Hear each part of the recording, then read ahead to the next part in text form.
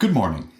We have already spent some time discussing uniform electric fields. However, I want to do a lesson which brings together much of what we have already learned and extends our understanding of these concepts. Before we learn about parallel plate capacitors. Flippin' physics. We've already determined that two infinitely large parallel oppositely charged plates with equal magnitude create an ideal uniform electric field between them. Let's discuss a few things we should know about this. Bobby, explain to me how we know the electric field goes from the positively charged plate to the negatively charged plate. Okay, the electric field points from the positive plate to the negative plate because a positive test charge placed between the two plates would be repelled from the positive plate and attracted to the negative plate, and the direction of an electric field is defined as the direction of the electric force on a positive test charge. Thank you, Bobby. Bo, we know both charged plates are conductors in electrostatic equilibrium. Use what we already learned about conductors in electrostatic equilibrium to tell me what that leads us to know about these two plates. Sure. Well, because both charged plates are conductors in electrostatic equilibrium, we know the electric potentials of both plates are uniform. That means the positive plate has a uniform positive electric potential, and the negative plate has a uniform negative electric potential. And that is the definition of an equipotential surface, so each plate is an equipotential surface. Right.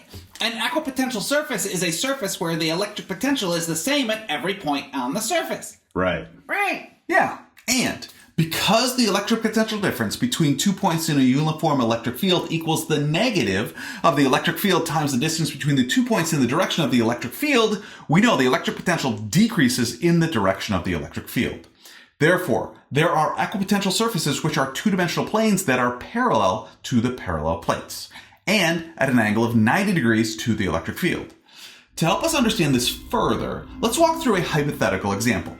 Let's say the positively charged plate is charged to an electric potential of positive 4 volts, and the negatively charged plate is charged to an electric potential of negative 4 volts. Billy, what is the electric potential difference between the two plates when going from the positive to the negative plate? Well, electric potential difference equals electric potential final minus electric potential initial. When going from the positive plate to the negative plate, that means the electric potential on the negative plate minus the electric potential on the positive plate, or negative 4 minus positive 4, or negative 8 volts. And when going from the negative plate to the positive plate? That would be the opposite. The electric potential on the positive plate minus the electric potential on the negative plate, or positive 4 minus negative 4, or positive 8 volts. Yeah, that makes sense. Why? Because electric potential decreases in the direction of the electric field. Oh, right. So going from the positive to the negative plate is in the direction of the electric field. Therefore, the electric potential difference is negative 8 volts because the electric potential decreases. And going from the negative to the positive plate is opposite the direction of the electric field. Therefore, the electric potential difference is positive 8 volts because the electric potential increases. Yep. Well done. Now notice how all of the electric field lines and equipotential surfaces are always 90 degrees from one another. Oh, yeah. Every electric field line is normal to every equipotential surface. That's cool. Actually, we already showed this for the electric field lines and equipotential surfaces around a positive point charge. Oh, yeah. That's right. And we already showed this is true for the electric field lines and equipotential surfaces around a pair of electric point charges of equal magnitude and opposite sign separated by a small distance, which is called an electric dipole. Yeah, I remember that too. Yep. And notice that because electric field lines are always normal to equipotential surfaces, if we only have an electric field vector map, we can use that to construct the map of equipotential surfaces which goes along with that electric field vector map. And if we only have a map of equipotential surfaces, we can use that to construct the electric field vector map which goes along with that map of equipotential surfaces. Cool. Wow. Nice. And realize that, just like we showed using an ideal uniform electric field, the electric potential decreases in the direction of the electric field. Oh, right. the electric potential decreases as the location gets farther away from a positive point charge. And the electric potential also decreases as the location gets closer to a negative point charge. Because those are the directions of the electric field lines, and electric potential decreases in the direction of the electric field. Exactly.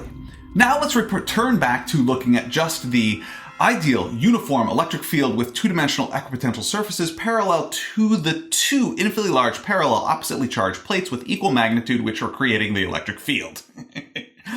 If we were to place a positive point charge in the uniform electric field, in the absence of any other forces, the positive charge would accelerate towards the negative plate in the direction of the electric field. And the electrostatic force would do positive work on the positive point charge. Mr. P, Yes, Bobby? can you do the same thing with a point mass? I always find it helpful when you make comparisons between electrical and gravitational scenarios. Yes, Bobby, I certainly can. Thanks. To make a gravitational comparison, if we place a point mass in a uniform gravitational field, like the one near the surface of the Earth, in the absence of any other forces, the point mass would accelerate in the direction of the gravitational field, and the gravitational force would do positive work on the point mass. Yeah, that helps. Returning back to the positive point charge.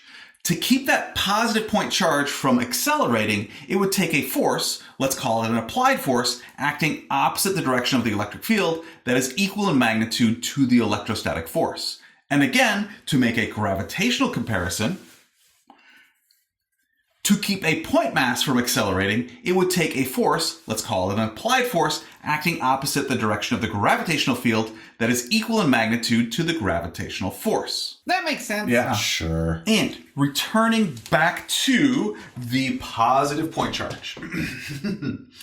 If the positive point charge is then moving along an equipotential surface at a constant speed, because there is no component of the electric field along the equipotential surface, both of the forces acting on the positive point charge are normal to the direction of the displacement of the positive point charge. In other words, it takes zero work to move a charge at a constant speed along an equipotential surface. It takes zero work to move a charge at a constant speed along an equipotential surface. Let's see if a gravitational comparison helps. Yeah. Sure, to make a gravitational comparison. If a point mass is moving along a surface of uniform gravitational potential at a constant speed, because there is no component of the gravitational field along the surface of the uniform gravitational potential, both of the forces acting on the point mass are normal to the direction of the displacement of the point mass. In other words, it takes zero work to move a point mass at a constant speed along a surface of uniform gravitational potential. Just to be clear, this surface of uniform gravitational potential is not the physical surface of an object, but rather a two-dimensional plane that is parallel to the surface of the Earth, just like the equipotential surfaces that are parallel to the two parallel plates. Okay, that makes sense. Moving an object horizontally at a constant speed while on the surface of the Earth takes zero work because all the forces acting on the object act vertically, which is 90 degrees from the horizontal motion. So in the work equation, force times displacement times the cosine of the angle between the direction of those two vectors, the angle is 90 degrees, and the cosine of 90 degrees is zero. But he was standing there with the point mass at rest and had to accelerate the point mass to get it moving along the surface of uniform gravitational potential, right? Yeah, so? So Mr. P did work on the point mass. Mr. P did work on the point mass. For the brief moment, he accelerated the point mass from at rest to moving at a constant velocity. However, while the point mass is moving at a constant velocity, there is zero work done on the point mass. Oh. Yeah, okay. It takes zero work to move a point mass at a constant speed along a surface of uniform gravitational potential. That phrase, constant speed, is important in that sentence. But Mr. P said constant speed, while I said constant velocity. Do you think that matters? Yes, it does matter, and I will explain why. To do so, recognize that while it is easiest to visualize everything we just walked through in an ideal uniform electric field, all of this is also true for non-uniform electric fields and their associated equipotential surfaces. For example, let's look again at the electric field vector map and equipotential surface around a positive point charge. It still takes zero work to move a charge at a constant speed along an equipotential surface, even in this example. However, notice that here, the positive point charge is moving along a circular arc. That means the inward acting force, let's just call it a force applied, must be larger than the outward acting electrostatic force. Remember, when an object is moving along a circular path, the velocity of that object is not constant because the direction of the velocity is changing. So this positive point charge is moving at a constant speed along this equipotential surface. However, this positive point charge is not moving at a constant velocity along this curved equipotential surface. In other words, it takes zero work to move a charge at a constant speed along an equipotential surface, not a constant velocity, because the equipotential surface may be curved. Got it. Okay, sure. It takes zero work to move the charge along the curved electric potential surface because both forces that act on the charge are always at a 90-degree angle to the direction of the displacement of the charge. That makes sense. Yeah. Exactly. Thank you very much for learning with me today. I enjoyed learning with you.